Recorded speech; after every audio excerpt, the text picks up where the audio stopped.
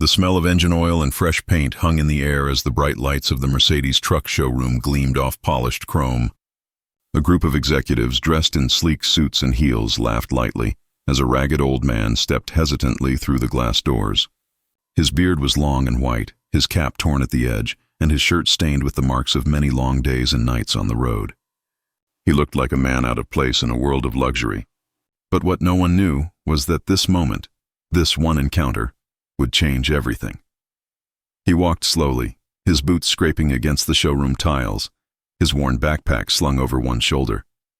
A few mechanics turned their heads. The three women standing near the front desk exchanged puzzled glances. One of them, the manager, Miranda Hale, silver-haired and confident, raised an eyebrow as the old man's eyes scanned the room. He stopped near the largest white truck, placed his callous hand on the cool chrome grille, and whispered as if greeting an old friend. "She's a beauty," he said softly. Then he looked up and announced in a growly voice that carried across the room, "I'll take 5 of these." The words hung in the air like an absurd joke. One of the women, Julia, young, bright, and new to the job, stifled a laugh. The others didn't even bother to hide theirs. Miranda smirked and said, "Sir, these aren't bicycles. Each one costs more than most people make in a lifetime." The men simply nodded. His expression calm. "I know," he said, "and I'll take 5. Before we continue, if you believe in kindness, second chances, and stories that remind us never to judge too quickly, please take a moment to like, comment, share, and subscribe to Kindness Corner. It helps more people see stories that move the heart." Back in the showroom, laughter echoed, but something about the old man's calm unsettled Miranda. There was no arrogance in his eyes, no delusion, just a strange, quiet certainty. "Sir," she said, trying to keep her tone professional, "perhaps you're in the wrong place. There's a used vehicle lot down the street." He smiled faintly. "I'm in the right place," he replied, adjusting the strap of his backpack. "But maybe you're seeing the wrong man." They turned away, whispering to each other as he walked toward the coffee machine in the corner, pouring himself a small paper cup of water. No one noticed that his hands, though rough, moved with the steadiness of someone used to handling heavy machines. No one knew that those same hands had once steered convoys through desert wars, built engines from scraps, or carried his only son's coffin down a muddy road years ago. His name was Harold Brinley, once an engineer, a soldier, a husband. Life had taken everything from him.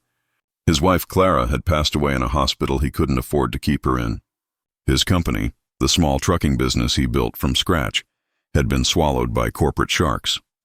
In a single year, he'd gone from being a respected man to sleeping in his old workshop, using his backpack as a pillow.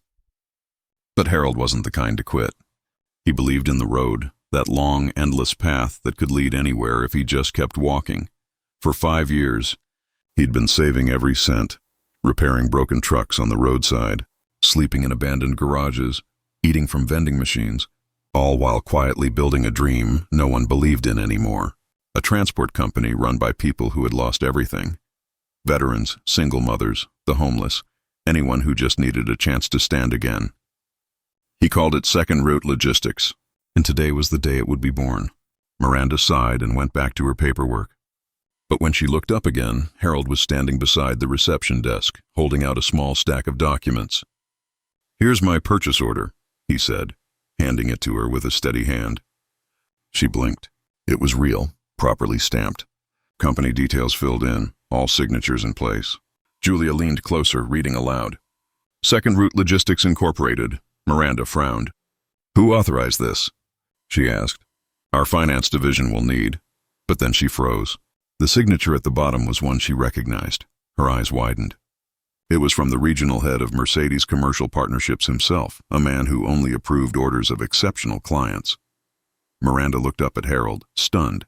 How did you get this?" she whispered. He gave a tired smile. "He was my student once," he said softly, "back when I still taught mechanical logistics. I fixed his trucks before he had a company to run." Silence filled the room. The laughter from earlier now felt heavy, shameful. Julia lowered her eyes.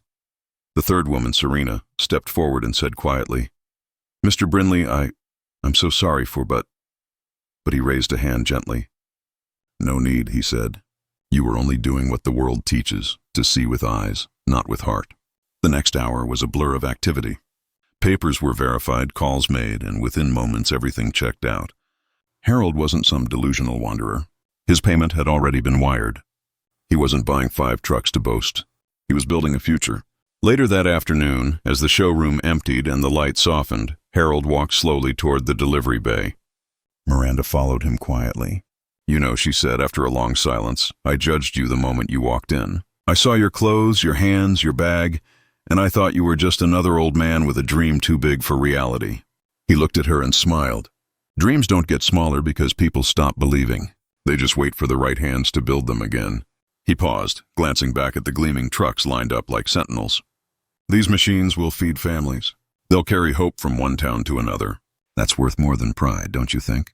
For the first time in years, Miranda's eyes softened. "It is," she said quietly.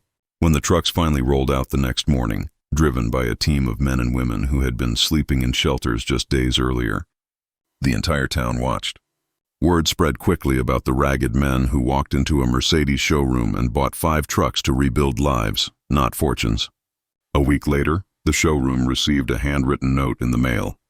It read, "Thank you for the laughter. It reminded me how far I've come. Maybe kindness doesn't start with believing in others, but in giving them a chance to prove you wrong." If this story touched your heart, please like, share, and subscribe to Kindness Corner, where real stories remind us that compassion can change the world. Before we end, tell us in the comments, what would you have done if you were in Miranda's place that day? Would you have laughed too or listened a little closer? Because sometimes the most extraordinary souls walk in wearing torn clothes and leave behind lessons that shine brighter than chrome.